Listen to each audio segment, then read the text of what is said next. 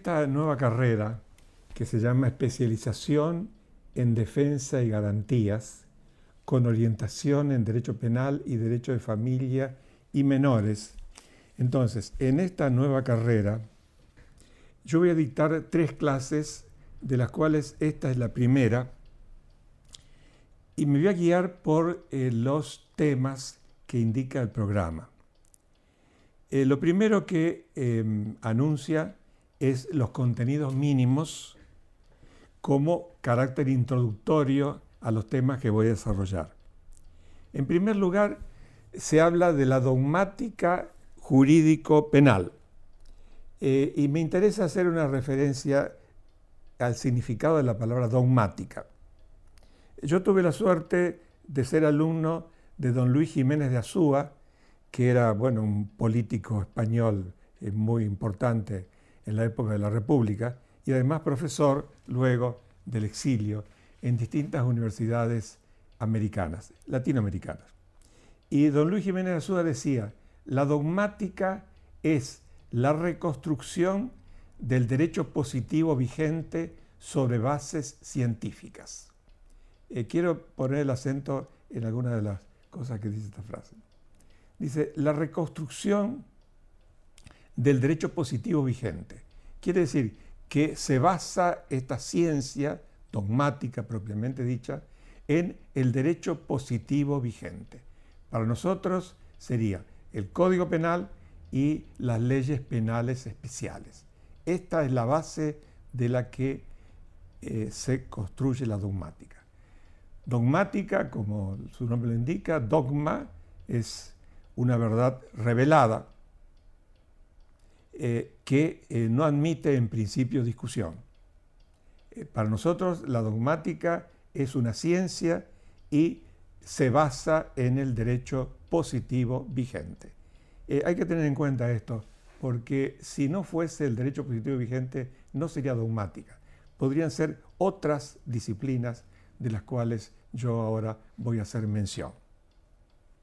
Entonces, nosotros, los abogados, los que compartimos la tarea del foro o los que imparten justicia, los fiscales, defensores, etc., tenemos siempre que tener en cuenta qué dice la ley, cuál es el texto de la ley y a partir del texto de la ley tratar de construir un sistema científico.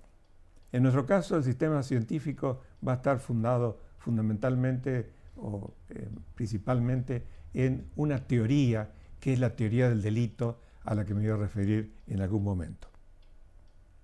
El programa pide también unas referencias a la política criminal.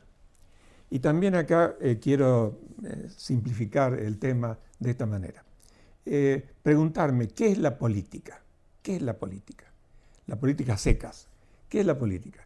Es la forma de conducir los negocios públicos. Eso es política. Y cuando se habla de política criminal, es la forma de conducir los negocios públicos a la luz de lo que se necesita para mantener la convivencia social y para que la vida social, la vida humana, sea armónica. Es muy importante la política criminal porque primero tiene lineamientos que son ideológicos y después porque marcan un sendero. El sendero puede ir por una parte o por otra dependiendo de los intereses de quien conduzca la política en general. En algún momento voy a volver sobre el tema de política criminal. Ahora, en otro de los aspectos vinculados al programa, se habla de la criminología. ¿Qué es la criminología? Como su nombre indica, es los conocimientos vinculados al crimen, pero ya no los conocimientos jurídicos, los que se parten de la ley, ni las ideas político-criminales que orientan de una manera u otra la legislación, sino los conocimientos fundamentalmente de cuáles son los factores que conducen a la delincuencia.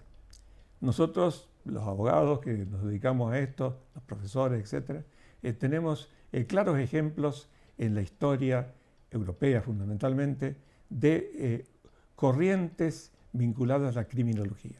Se dice, y así lo afirman y se decía hace unas décadas, que la criminología nació fundamentalmente de los autores italianos que estudiaron este tema bajo esta órbita. Y entre ellos me refiero o pienso en Enrico Ferri. Ferri era un criminólogo, abogado, fue abogado y fue socialista en su momento. Después, dice Jiménez de Azúa, inclinó su anciana rodilla ante el Führer, ante Mussolini.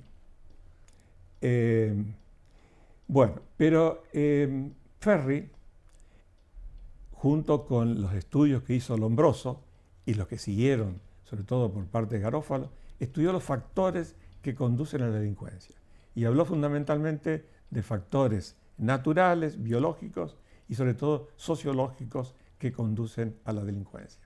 Entonces, esta es la tarea que le corresponde a la criminología, analizar por qué se producen los crímenes y obviamente con esos conocimientos saber cuál es la manera en que pueden enfrentarse o puede enfrentarse a este fenómeno.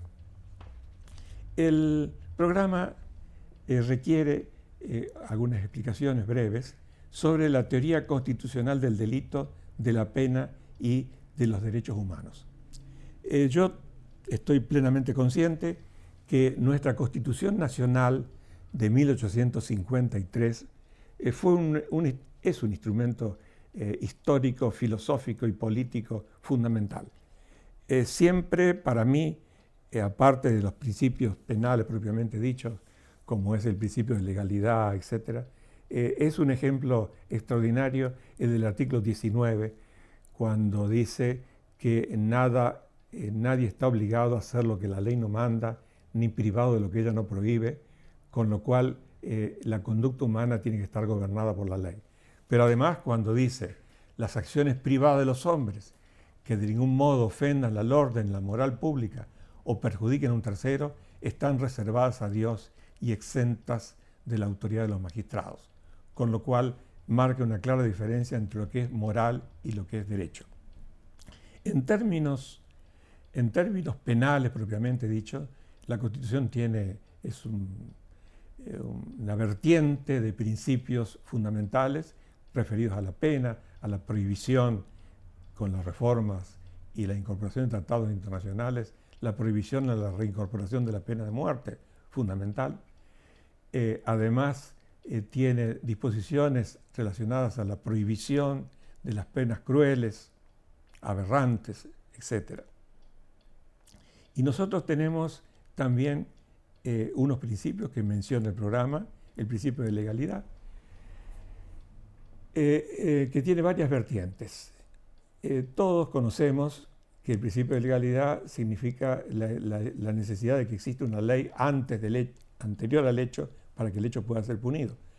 Pero me interesa fundamentalmente destacar que el principio de legalidad contempla la idea de ley estricta. Quiere decir que no se puede evadir el intérprete de lo que dice la ley, ni puede extender sus alcances. Estoy pensando en un ejemplo que puede ser útil para ilustrar la idea, y es que en los delitos dolosos puede haber participación criminal, en el sentido de que puede haber autor, cómplice primario, cómplice secundario, encubridor no, pero instigador, etc. Y en los delitos culposos no puede existir condena, juicio y condena, más que al autor. Quiere decir que no se podrían extender a los delitos culposos los principios que he mencionado relacionados con el delito culposo, porque lo impide el principio de ley estricta. Hay otro principio que es de la necesaria acción. ¿Qué quiere decir esto? Quiere decir que para que haya punibilidad, alguien tiene que haber realizado una acción. Me refiero a acción en el sentido de conducta, porque la acción puede ser para violar una norma prohibitiva como para violar una norma imperativa en los casos de delitos de omisión o delitos omisivos. No voy a tratar ahora el tema de comisión por omisión, un tema muy interesante, pero no corresponde a este momento del programa. Entonces, para que pueda intervenir el derecho penal, tiene que haber una conducta humana. La conducta tiene que ser personal, propia o personal, dice el programa. ¿Por qué? Porque dentro de los principios constitucionales está el de personalidad de la pena. La pena no se puede extender a otros más que aquellos que han realizado la conducta a la que se refiere el tipo penal. Con lo cual estoy tratando de anticipar que no puede haber responsabilidad objetiva en materia penal. La responsabilidad tiene que derivar de una acción o de una omisión propia. Y tampoco se puede castigar a nadie por las consecuencias que se deriven de la conducta ajena. Dice el programa, principio de responsabilidad subjetiva. ¿Qué significa esto?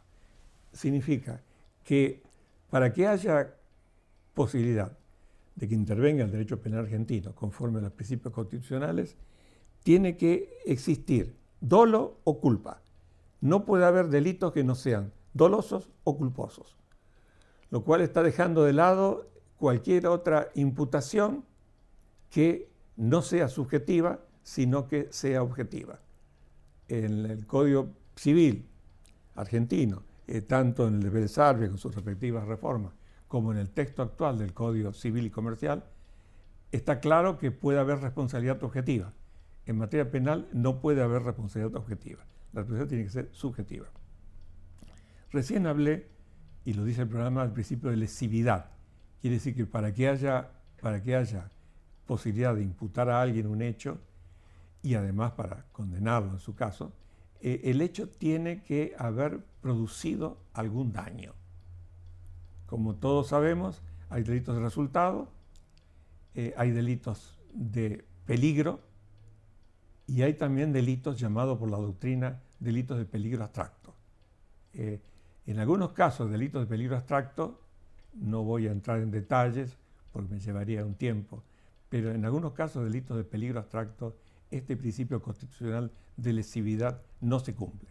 Consecuentemente, si hay una ley que lo disponga y hay una condena que también se dicte con respecto a una ley de este tipo, la ley sería y la condena serían inconstitucionales. Dice también el programa de culpabilidad.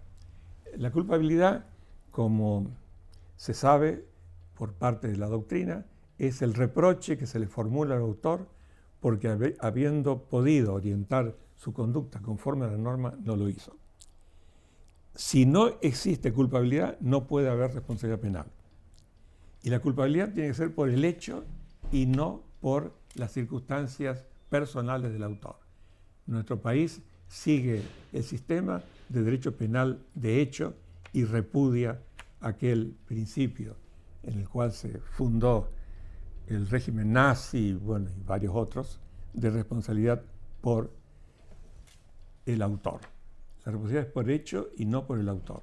También esto nos llevaría a una explicación un poco más extensa, pero por lo menos basta por ahora esta enunciación. Entonces estamos en el tema introductorio y en la próxima clase voy a entrar a analizar los elementos de la teoría del delito, que como dije antes, es un aporte científico, dogmático, al desarrollo armónico, racional del derecho penal. Con esto doy por terminada la primera clase.